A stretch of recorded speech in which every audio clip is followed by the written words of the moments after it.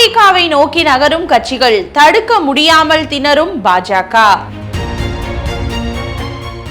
அதிமுகவுடன் பியூஷ் கோயல் நடத்திய பேச்சுவார்த்தைக்கு பிறகு கசியவிடப்பட்ட தொகுதி பங்கீடு குறித்த தகவல்கள் பெரும் புயலை கிளப்பி சில கட்சிகளை தாவேகா பக்கம் தடமாற வைத்திருப்பதாக சொல்கிறார்கள்.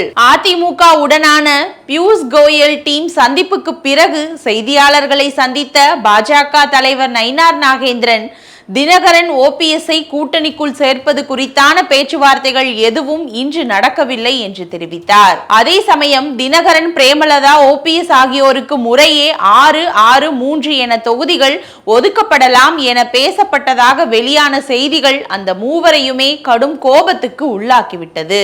இது தொடர்பாக செய்தியாளர்களிடம் பேசிய தினகரன், அமமுகவுக்கு 6 இடங்கள் தேசிய ஜனநாயக கூட்டணியில் ஒதுக்கப்பட்டிருப்பதாக வெளியான செய்திகள் வதந்தி. யாரை தோற்கடிக்கும் நோக்கில் அமமுக உருவாக்கப்பட்டதோ அந்த பாதையில் தொடர்ந்து பயணிப்போம் என்று சொன்னார். அதே போல ஓபிஎஸ்ஸின் அதிமுக தொண்டர்கள் உரிமை மீட்பு கழக மாவட்ட செயலாளர்கள் கூட்டத்தில் பேசிய பலரும் பழனிசாமி தலைமையை ஏற்கவே முடியாது, 3 தொகுதிகளுக்காக அந்த அணிக்கு செல்லக்கூடாது என்று வற்புறுத்திய நிலையில் ஓபிஎஸ்ஸும் அதை வழிமொழிந்தார். அதிமுக அணி இல்லாத நிலையில் இவர்கள் இருவருக்கும் இருக்கும் அடுத்த சாய்ஸ் திமுக அல்லது தாவேகா அணிதான்.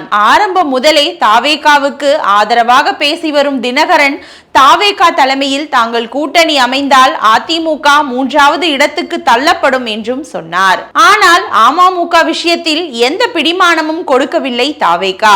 அதனால் மையமாக பேசி வந்த தினகரனுடன் தற்போது தாவேகா தரப்பிலிருந்து பேச்சுவார்த்தை நடத்தி வருவதாக தெரிகிறது. இவரோடு சேர்ந்து ஓபிஎஸ்ஸும் பனையூர் பக்கம் போவதற்கான சாத்தியக்கூறுகள் நிறையவே இருக்கின்றன. இது தொடர்பாக பேச்சுவார்த்தை நடப்பது உண்மை என செங்கோட்டையனும் அதை உறுதிப்படுத்தி இருக்கிறார். தினகரன் ஓபிஎஸ்ஐ தொடர்ந்து பிரேமலதாவும் 6 சீட் விஷயத்தில் தகிப்புடன் இருக்கிறார். எந்த கட்சி இப்படியான செய்தியை பரப்பியதோ அந்த கட்சிக்கே அது அழிவு காலத்தை உண்டாக்கும் என்று சாபமும் விட்டிருக்கிறார். இப்போதைக்கு அந்த கட்சி திமுக, அதிமுக, தாவேகா என்ற 3 கட்சிக்கும் வாசலை திறந்து வைத்திருந்தாலும் கடைசி நேரத்தில் கௌரவமான இடங்களை பெறுவதற்காக தாவேகா பக்கம் செல்வதற்கான வாய்ப்புகளே அதிகம் இருப்பதாக தெரிகிறது. ஆனாலும் திமுகவை வீழ்த்த மெகா கூட்டணி அமைக்க போவதாக சொல்லிக் கொண்டே வரும் பாஜக இவர்களை எல்லாம் அவர்கள் போக்கிலேயே போக விட்டுவிடுமா என்பதை பொறுத்திருந்துதான் பார்க்க வேண்டும்.